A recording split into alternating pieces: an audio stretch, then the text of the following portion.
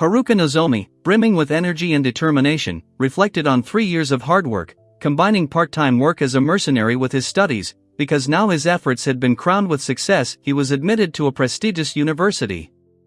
Inspired by this achievement, he vowed to fully commit to virtual reality before starting classes, deciding to live a new life there and experience everything that had previously been just a dream. Then, with undisguised delight, the young man loudly announced the start of the competition, encouraging the others, but an older competitor sharply rebuked him.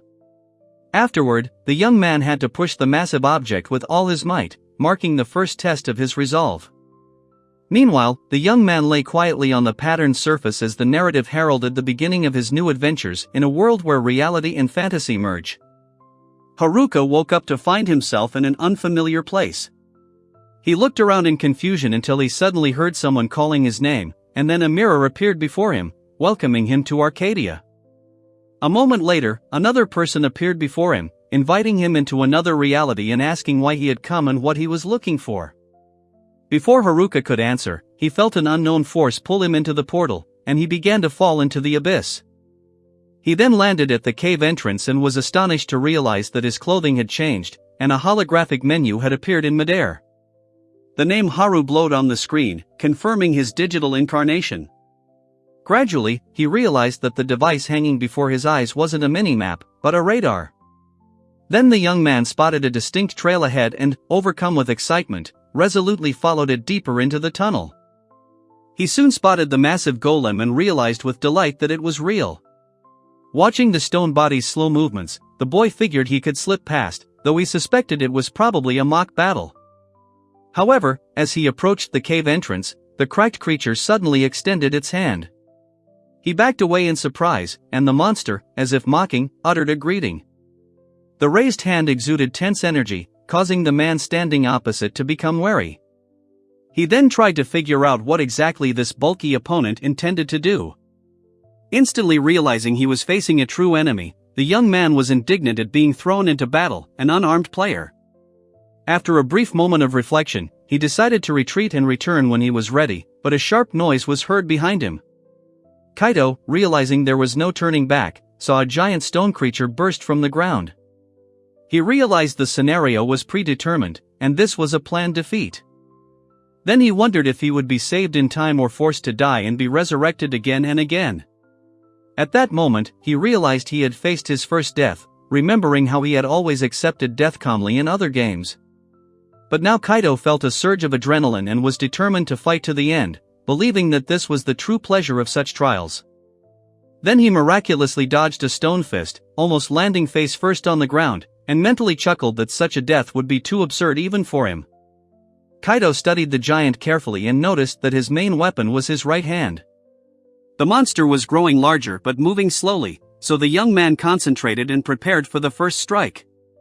Haru delivered a furious punch, shouting the name of the move, but his opponent instantly blocked. He then admitted with grim satisfaction that he had expected this outcome. Kaito then kicked the wall with all his might, claiming it was 3 times more powerful than his punch. He wasn't about to give up and, laughing, challenged his opponent, calling him a stonehead. Thus they confronted the monster known as the Trial Stone Idol. The young man wondered if there was some special meaning behind this name, and suddenly doubted that the battle was truly doomed to failure. Lux realizes that defeat here was likely intended by the developers as an inevitable outcome, but notices that the stone idol of Trial's health bar has decreased slightly after his kick. He then realizes that victory is possible, albeit through a narrow path that will only open with the complete destruction of the enemy. After this, he winces in pain, squeezing his legs, and admits that his earlier words about a hidden route were just a guess that had no real basis. After 3 hours of grueling blows, Kaito kneels, breathing heavily, and looks down at his fallen opponent. Then he realizes he's finally finished this grueling battle, where every movement required superhuman effort. Upon rising, he notices new titles, Fighter and Indomitable, which enhance his experience and endurance. After this, the boy decides the way forward is clear and firmly declares to himself that it's time to move forward without hesitation. Walking through the majestic hall, he hears a voice welcoming his awakening and praising his strength of spirit. The voice then offers a special dialogue, accessible only to those who have earned such titles. Kaito notices that the game's systems are gradually revealing themselves. After receiving the divine protection of war, he understands why he didn't receive experience for winning. The reward wasn't in numbers, but in recognition. Looking around the room, he wonders what to do next. Perhaps he needs to choose one of the objects standing on an elegant pedestal, surrounded by a soft glow and magical symbols. The narrative then explains that the world of Arcadia is divided into 4 factions, which are in a state of perpetual conflict, which, however, is more reminiscent of a competition for glory, than a real war. It goes on to explain that each faction is under the control of its own deity, and the blessings received depend on the player's choices. The boy wonders what exactly these divine protections mean and how important they are. He stands before 4 symbols: Vestur, Istia, Swordholm, and Northalia. Each promises specific benefits and curses, forcing him to carefully consider his choice. Then he remembers how he once spent 2 months in another MMORPG getting a rare item, tired of endless battles, but still continued for the sake of a tiny chance of success, shedding tears from fatigue and stubbornness. With a smile, he decides to join the Istia faction, the most unpopular of all, because there are fewer competitors and more room for growth, especially before the upcoming war. Suddenly, a girl with a striking appearance appears in front of him, and they freeze, looking at each other in the glowing digital space, surprised by the very fact of this meeting. A moment later she rushes to his side, helping him up, asking worriedly if he is okay, while the other one watches from afar, not daring to intervene. Kaito calmly replies that he doesn't feel any pain in the game, and sees relief appear on his interlocutor's face, mixed with interest, making him think about how to act next. Later, the girl sits down on the grass, and the narration clarifies that she is a character created by the player. As in Arcadia, you can change your appearance as you please. The guy then apologizes, and another player smiles and remarks that the main thing is to enjoy what's happening. She explains that she was simply running around the starting area and was surprised to see someone for the first time in 3 years since the game's release.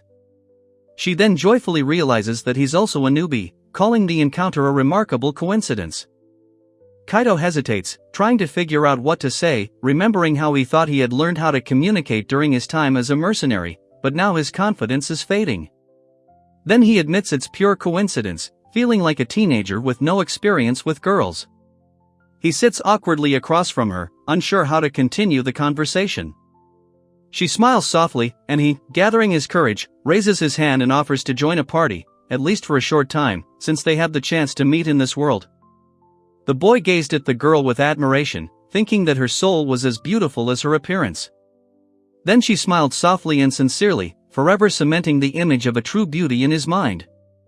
Suddenly, mushroom-like creatures with caps like honey mushrooms leaped out of the shadows and attacked with fury.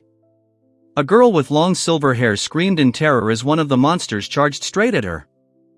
Then Haru Sora confidently raised his sword, while the woman standing next to him prayed, asking her opponent to humbly accept defeat. The air filled with the whistle of metal and the scent of digital magic. After the fight, Sora apologized for making Haru do all the work. But Haru merely chuckled and said he'd have been much more surprised if Sora had managed to complete the dungeon alone.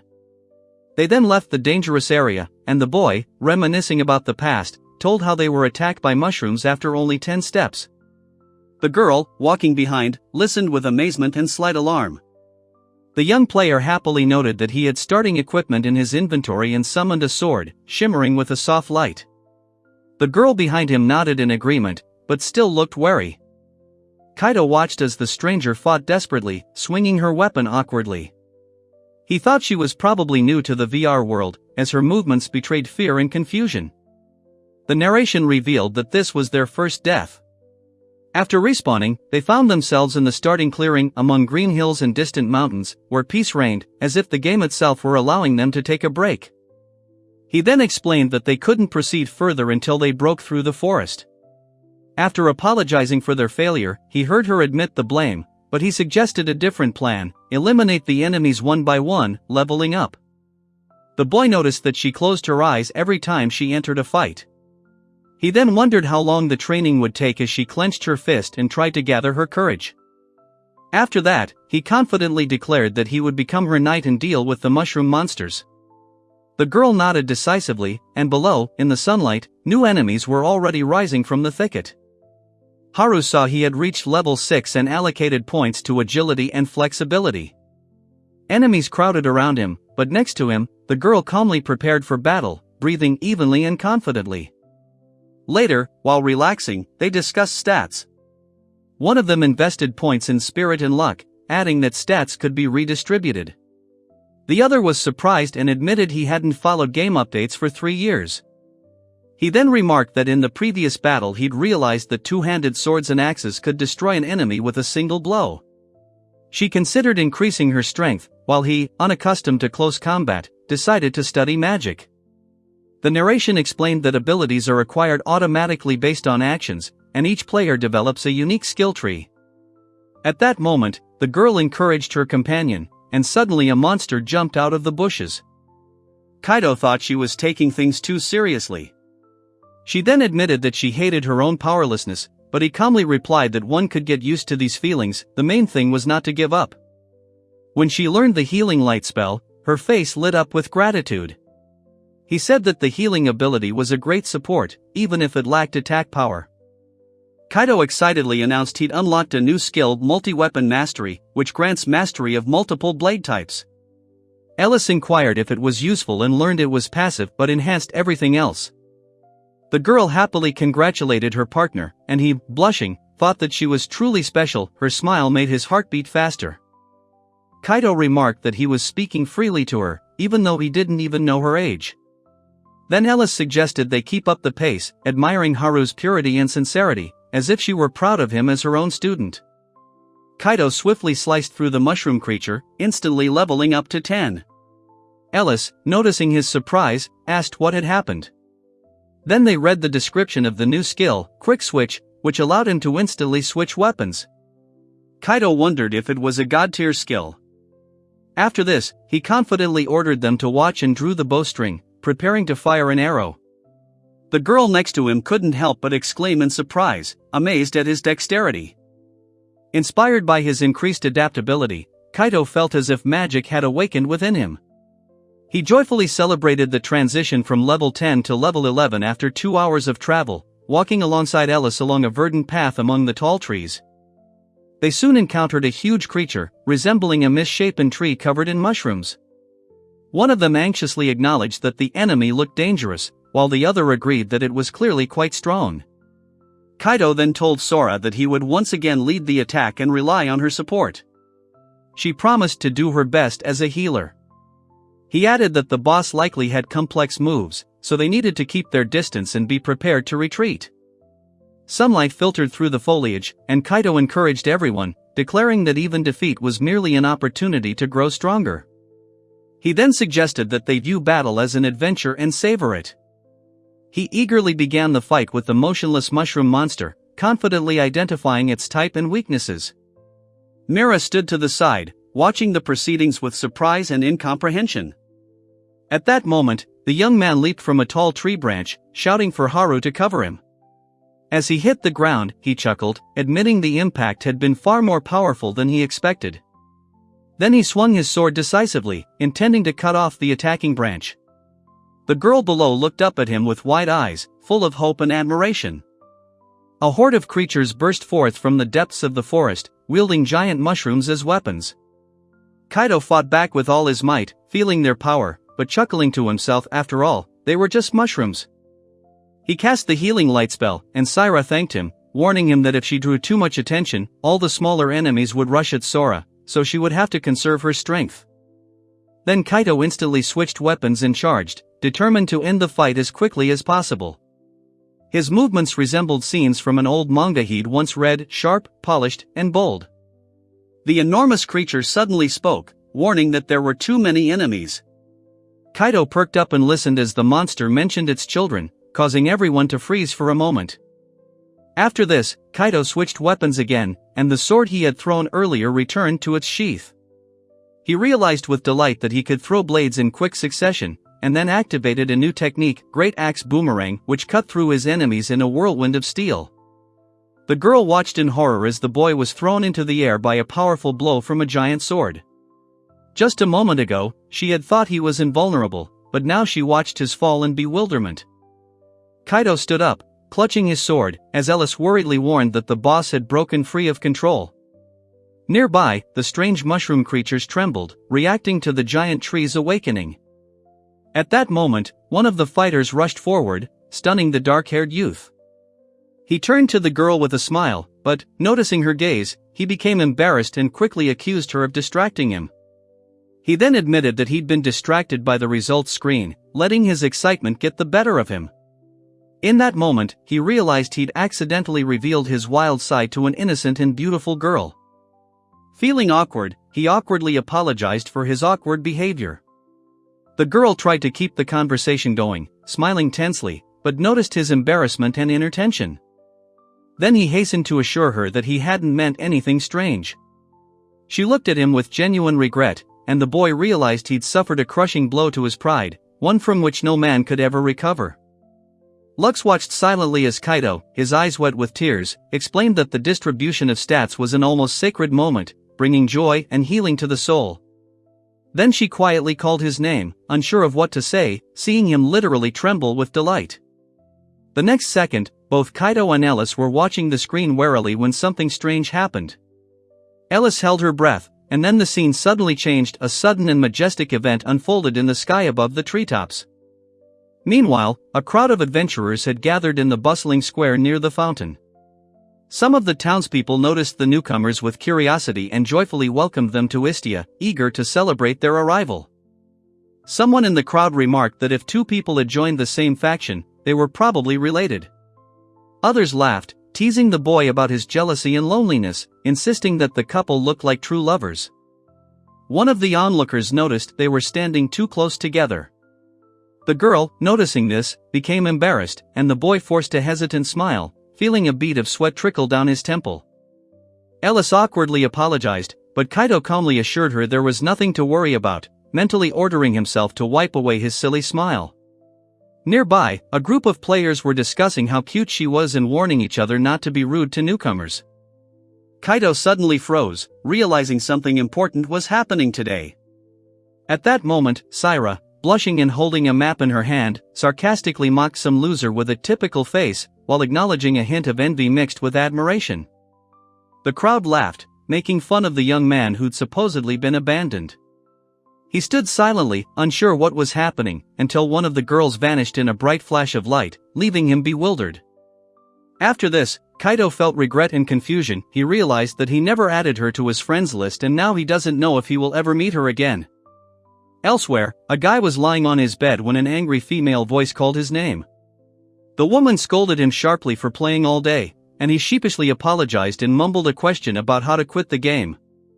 The next morning, Haru stood by the fountain in the same bustling square, remembering he'd gone to bed early. Armored warriors passed by, and the sounds of the city seemed surprisingly alive. Kaido recalled how he'd been ordered to work all night, and now the first thing he did was log into the game. He pondered the time difference between reality and the virtual Arcadia as he walked through the futuristic streets of the new city. As he moved, he noticed his body felt unusually light and responsive. He then realized that his agility and reaction time had increased to superhuman levels, though he'd expected to get used to this over time. Running through the courtyard surrounded by buildings, he considered his next move. Several figures stood in the shadows nearby, silently observing his training. Kaido paused, puzzled, as Syra approached him. A memory of the smiling girl's face and a brief conversation about what things would be like if Sora were there flashed through his mind. He worriedly thought he looked like a rookie without a weapon, and realized that all his items were temporary, intended only for training. Then the armored character calmly counted his accumulated currency and selected his next target. At the gunsmith's, a young woman smiled warmly at a customer, asking how she could help.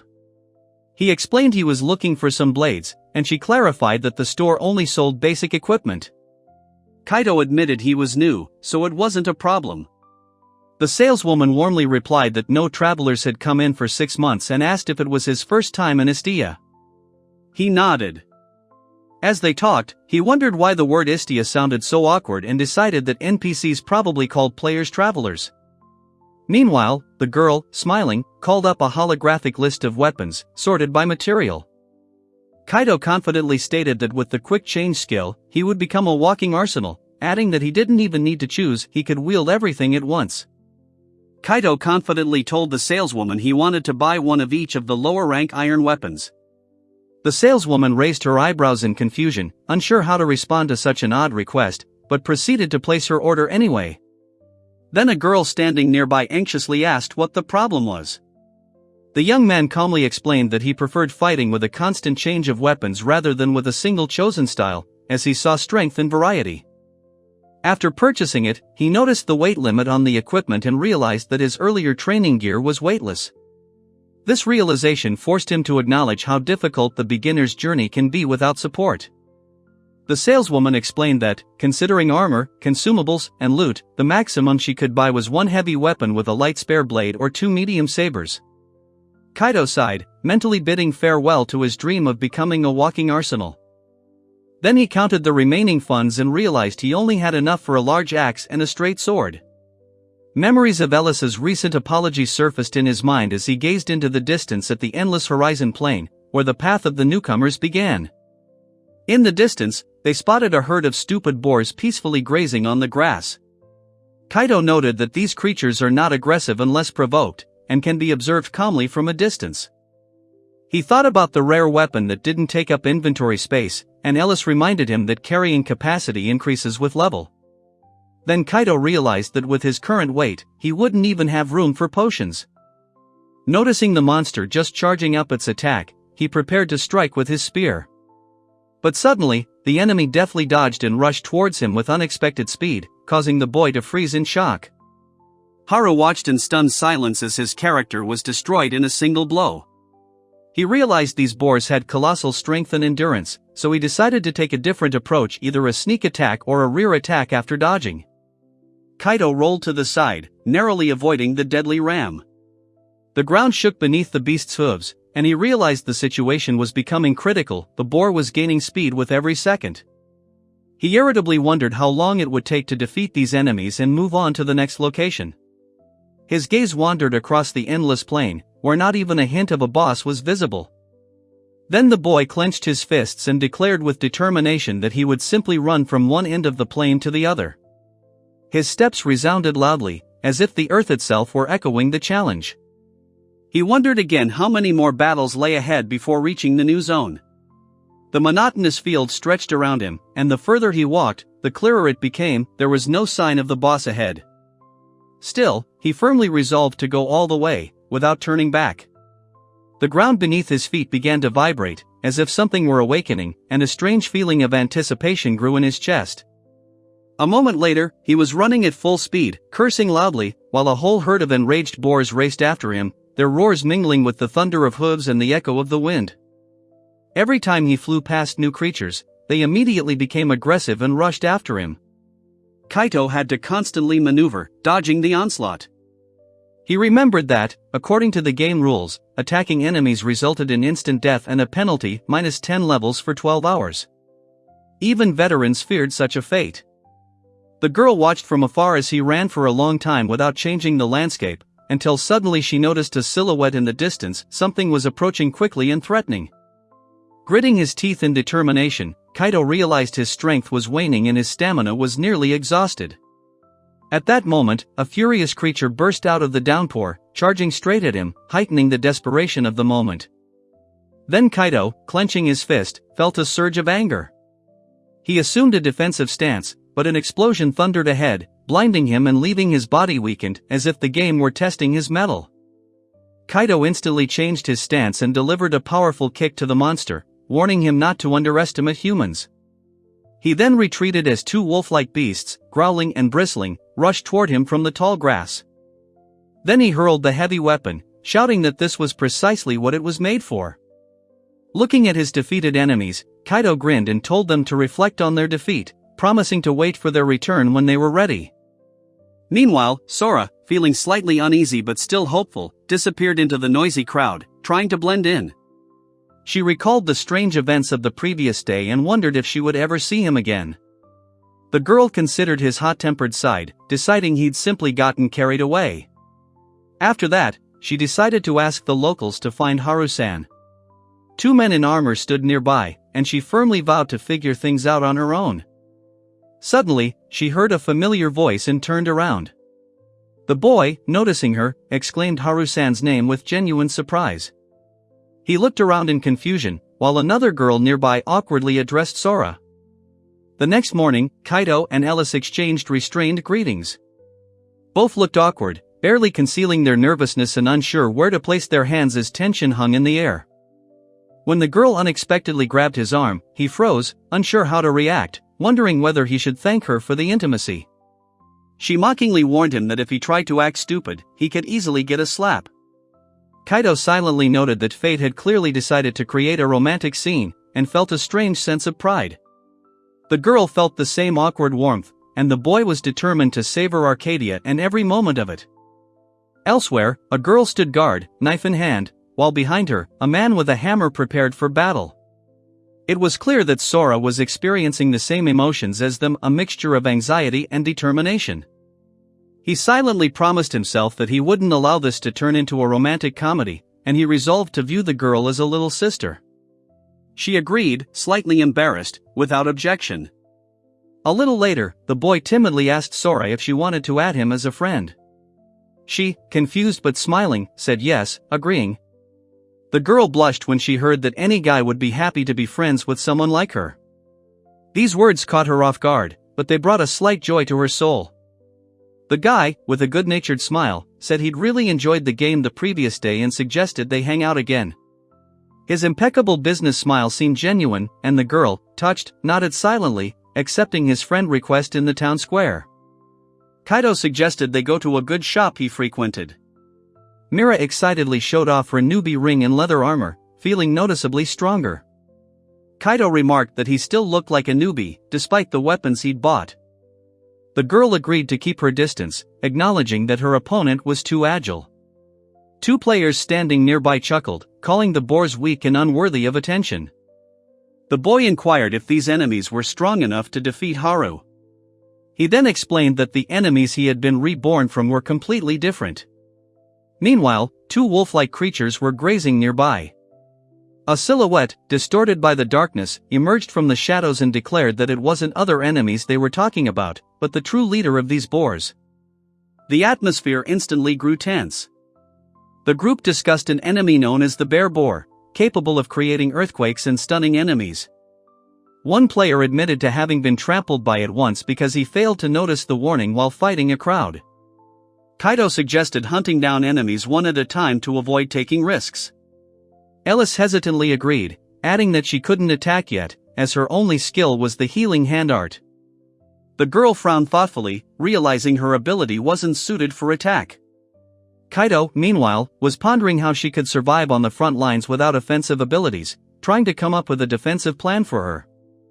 The boy excitedly asked why the girl was still unarmored, considering she was easily defeating enemies.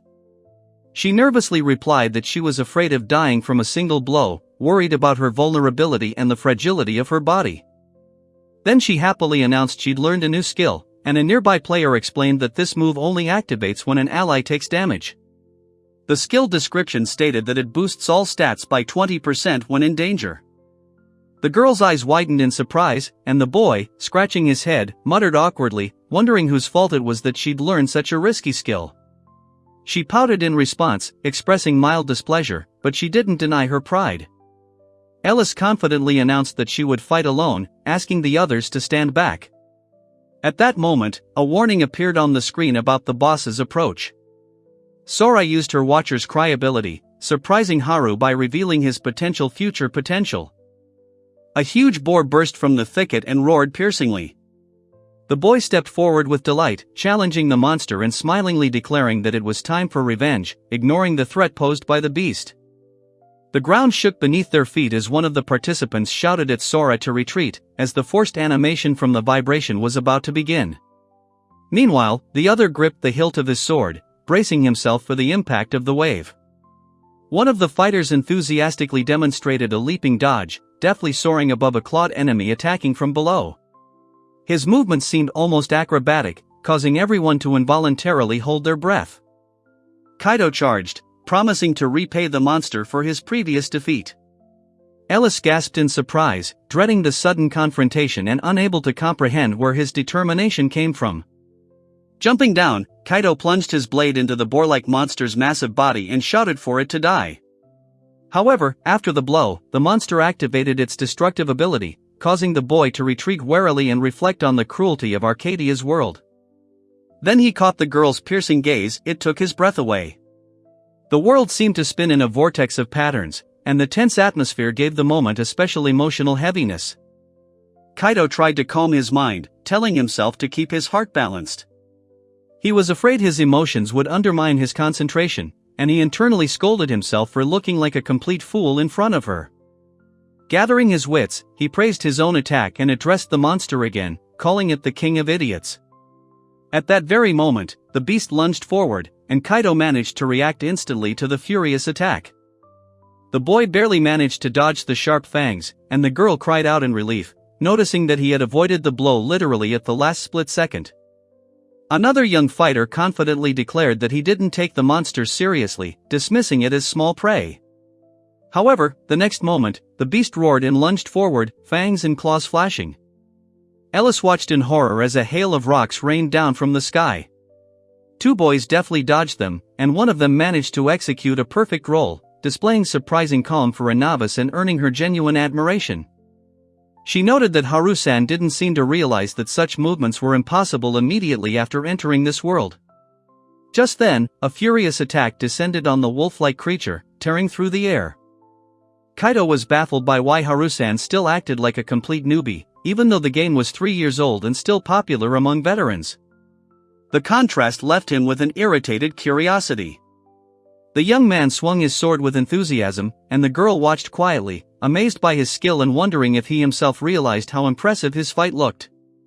The long-haired girl blushed in surprise, and at the same moment, the boy slashed his sword at the roaring beast. His reaction was lightning fast, allowing him to avoid death at the last moment.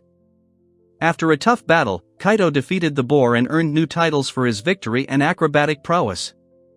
A joyful cheer from the crowd congratulated him on his absolute victory, and the atmosphere around him filled with jubilation. The young man was surprised to see the goddess of victory looking at him with displeasure. He quickly decided to smooth things over before she lost her temper, mentally noting that even with her stern expression, she looked charming. Kaido nervously thought he was acting out of character, as if he were trying to flirt. Ellis, embarrassed and blushing, reacted emotionally, and he hastened to assure her that her movements were perfect, thanking her for the buffs and support in battle. He recalled how he deftly dodged several fireballs in a row, despite doubting his basic stats. The girl blushed slightly, deciding to take this as proof that skill was precisely what had made him successful. The guy asked cheerfully if she'd acquired any new skills since the battle. She glanced at the device and admitted she hadn't fought in battles today because she'd been bored, but she'd been intrigued by a skill called Observer's Eye. Kaido wondered what kind of skill it could be, and Ellis hesitantly replied that it allowed him to see his opponent's movements more clearly and accurately, as if slowing down his perception of the world. Then he pointed at the wild boar and suggested a sudden dash forward. Ellis noted that there was usually a delay between observation and action, but with this new skill, she felt it shortened, making Kaido wonder how logical this was. The girl excitedly declared it a combat skill, explaining that it shortened the time needed for perception, analysis, and reaction, while increasing processing speed. Kaido acknowledged that it was extremely useful, but still questioned whether it wasn't too similar to a regular combat skill. Saira explained that for the ability to be most effective, a ranged weapon, like a bow, was needed. The boy skeptically remarked that they were still a long way from firearms, so she decided to test the eye of the observer with a bow. Soon the young man asked anxiously if Sora was with her and if she was okay, then managed to catch her when she staggered, unable to see the road, weakened and losing her balance. The girl felt dizzy again, just like before. The guy watched her with concern, recalling a similar incident from his part-time job at a bar, where he'd seen customers with similar symptoms after overexertion. Sora felt like she'd lose all her strength if she moved. He worriedly asked if everything was okay, and she quietly replied that she just needed a little time to recover. The girl gently suggested he lie down, but he, sheepishly scratching the back of his head, said he could probably manage. Then he awkwardly apologized for disturbing her and thanked her, surprised by her kindness. Sitting on the ground, catching her breath, she explained that the skill she'd used had caused everything around her to blur, making even stationary objects appear to be moving. Hearing this, her partner looked at her with concern. Kaito admitted that his own perception of information was intermingled with what he saw through the observer's eyes. Ellis could hardly believe such a skill was even possible, feeling overwhelmed by the data flow, while Mira timidly hoped that she would get used to it with time. After a rest, they discussed how to practice their skills on the slow-moving boars. One of them suggested using himself as a backrest, which surprised the girl, but she gratefully accepted. Then they walked across the open plain. The girl sheepishly denied asking for support, and the boy, smiling, assured her that she could comfortably lean on him, though he had hidden reasons for doing so. She blushed and made a shy but charming gesture. The boy looked at her with surprise and slight admiration, and then they exchanged confident glances, after which she asked if he would allow her, and he readily agreed. Kaito leaned back against a tree, looking relaxed and confident, while Ellis sat next to him, nervously biting her lip. Her gaze was troubled, as if she were trying to suppress thoughts she shouldn't have spoken. He figured he could endlessly waste time in an MMO simply by opening the stats window. He then began distributing 60 points between strength, agility, accuracy, endurance, and intelligence, assessing the optimal balance. Recalling his original plan to emphasize agility and accuracy, he wondered if he should team up with Sora more often. Meanwhile, the girl was wondering if she should abandon her solo build and embrace a team strategy. The girl reflected on Sora's progress as a support healer, feeling unfair that her role was limited to mere observation. Meanwhile, her two comrades cheerfully encouraged her, reminding her that the most important thing was to enjoy playing together. Kaito realized that his fighting style would stop working if he reached his inventory limit, as his weight was already at 200 out of 200. He then realized that his weak defense was due not only to his stats, but also to his lack of armor. He was wearing only simple clothes. Reflecting on his skills, the young man concluded that fighting with just a sword was a waste of his potential. After checking his statistics, he decided to further develop his path as a versatile fighter, proficient in any weapon. The heroes demonstrated a series of acrobatic moves, alternating swift leaps with body slams that activated a damage bonus and knockback effect on the enemy. Everything looked harmonious and spectacular, like a dance of combat coordination. He noted that the boar's heart skill activates after a running start and is a powerful battering ram. Kaito then realized he could increase his agility through acrobatics without spending points on accuracy. Ellis happily announced her new title, Link Weaver, explaining that it slightly boosted the stats of the target ally during team battles. Kaito, surprised, asked who exactly the effect affected, clearly intrigued. The girl, slightly out of breath, apologized for the wait and asked how he was feeling. He confidently replied that he was ready for a real fight and could now handle even a stronger opponent. She cheerfully declared that the next step would be to find a suitable weapon. The blonde woman next to her braced herself for the challenge, while the young man stood beside her on the vast meadows of horizon, feeling the gentle breeze. Lux calmly assured her that she would intervene if the situation became dangerous. Meanwhile, Mira concentrated, raised her bow, and drew the string, preparing to shoot with determination in her eyes. Kaito delivered a powerful swing of his weapon, stunning Mira. She apologized in fear, but he merely smiled and asked if she had activated the eye of the observer. She admitted that the skill was still working.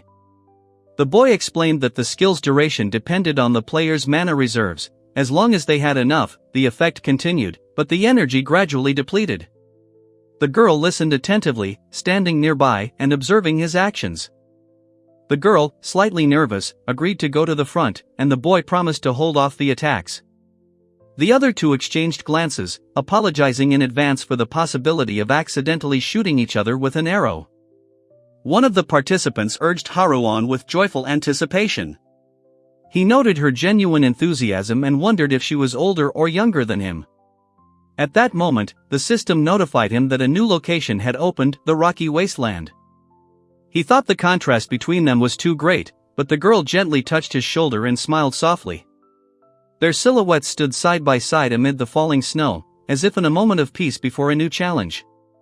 Kaito and Ellis noted the dim lighting and oppressive feeling in the narrow passage. Mira anxiously imagined the walls closing in, but Kaito calmly ordered them to move forward, relying on her for cover. Suddenly, a giant lizard burst out of the rock, striking him with its tail with devastating force. The boy realized that his opponent wasn't just strong, he was also sneaky, attacking from ambush. Assessing the lizard's massive head, Kaito warned them to look up, anticipating another attack. He then prepared to deliver the finishing blow, noticing that the monster's health bar was nearly depleted. The two companions watched in horror as the boulder suddenly came to life. It turned out to be a stone toad. One of them screamed, warning Haru, as the monster sent a huge rock fragment hurtling toward them. Kaito examined the object carefully and realized that the toad's body resembled a rounded stone. He then resolutely prepared to attack, gripping his weapon and concentrating his strength in his hands. With a powerful blow, he unleashed a powerful blast of energy against the wall, shattering it. An unexpected trophy was revealed behind the rubble, and his companions noted with delight that the enemy's defenses were far weaker than they had expected. The boy screamed in pain, and the girl standing behind him covered her ears, feeling the air around him fill with the sounds of growls and muffled footsteps of invisible monsters lurking nearby. Sara was ordered to finish off the enemies, and she fired a volley of arrows.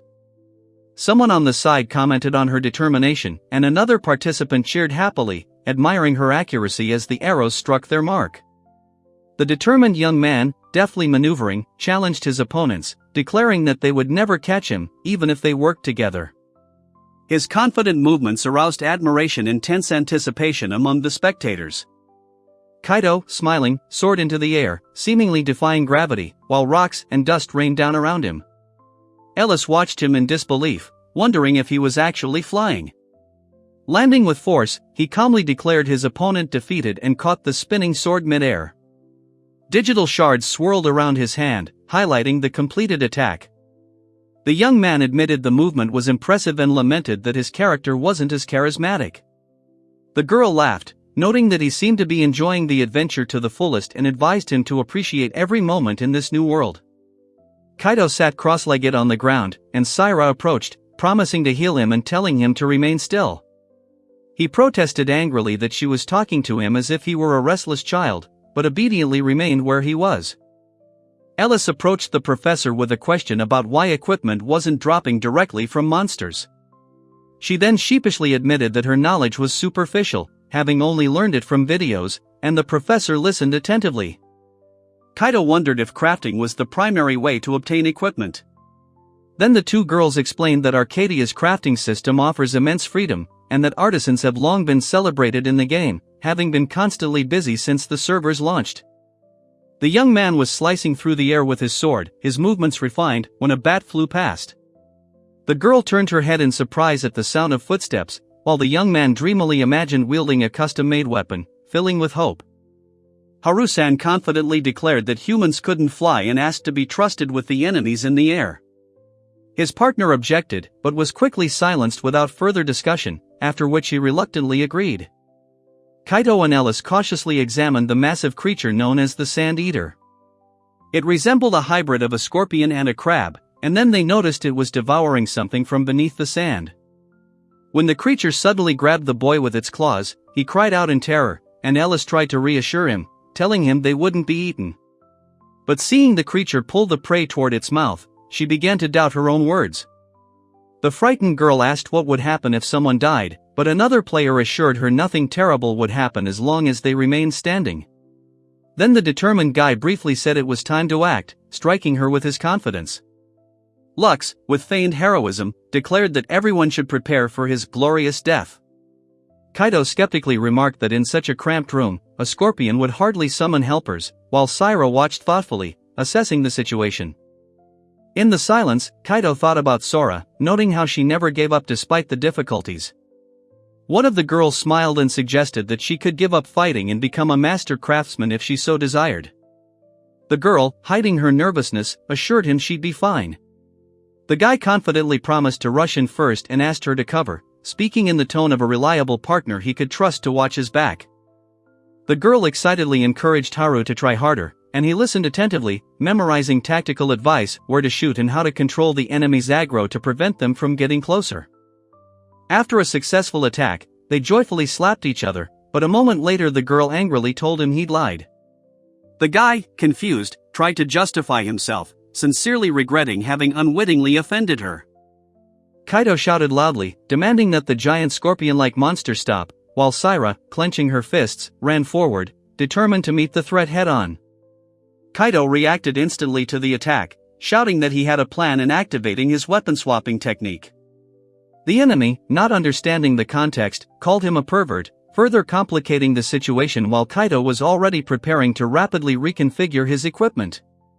Despite his weak physical strength, he swung the massive weapon at full speed, focusing all his attention on his target.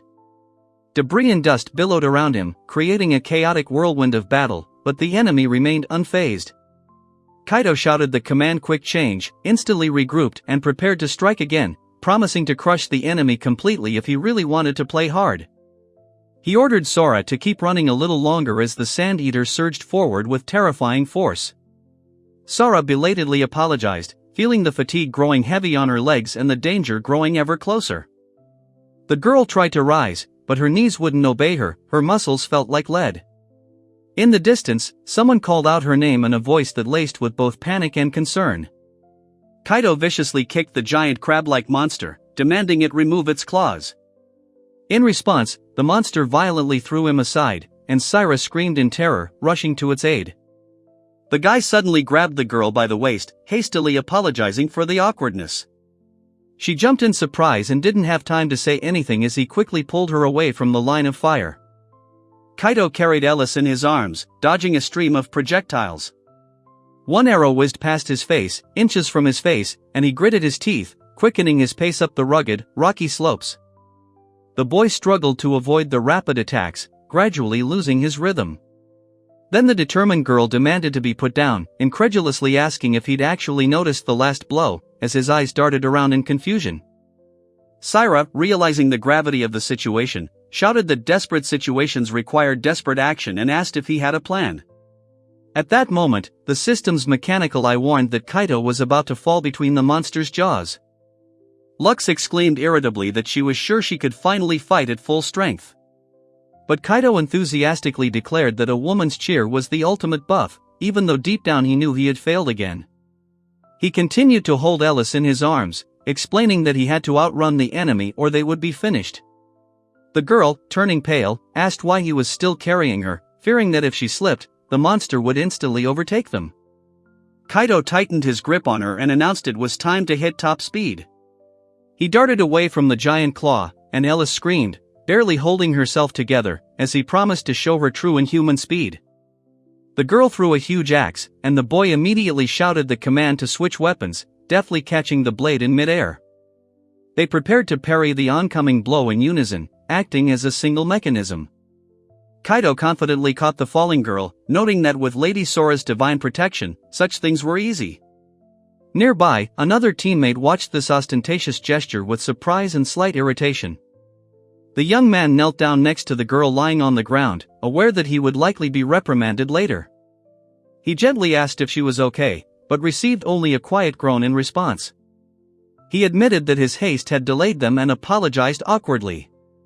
The girl thanked him for his assistance, noting that despite the risk, his actions had allowed them to successfully complete the fight. After a brief silence, she told Haru she'd be logging off for the day. He inquired about her plans but decided to stay a little longer, and she nodded calmly, showing understanding. Kaido thought about how sad it was to watch someone progress while you weren't around. He then turned to Sora, but she confidently told him she wasn't trying to overtake him after all, even catching up to his success wouldn't bring him joy, only guilt. Realizing they were the only two who had begun the adventure at the same time, he suggested they consider it a special bond. The girl, blushing slightly, quietly repeated the word partners, as if savoring its meaning. She gently assured him that she didn't consider their relationship a burden and valued its development. He promised not to leave her behind and asked her to call him whenever she had time. The girl calmly advised him not to overexert himself and to speak up if things got tough. He smiled back and, with a slight chuckle, remarked that she knew how to flirt, adding that no guy would refuse a girl help. Elsewhere, a man watched the agile fighter on multiple screens, not believing he was a rookie. At that moment, Kaido himself looked around in surprise, as if he felt someone watching him. Later, he sat alone in front of a row of displays, reflecting that all he could do now was watch. A flash of memory flashed through his mind, a boy waving joyfully, while a voiceover asked why the person in charge always disappeared at the most critical moments. Kaito looked down, frowning, while Syra, next to him, smiled softly and noted that the number of abnormal players continued to grow, as if their presence itself was disrupting the established order of the world.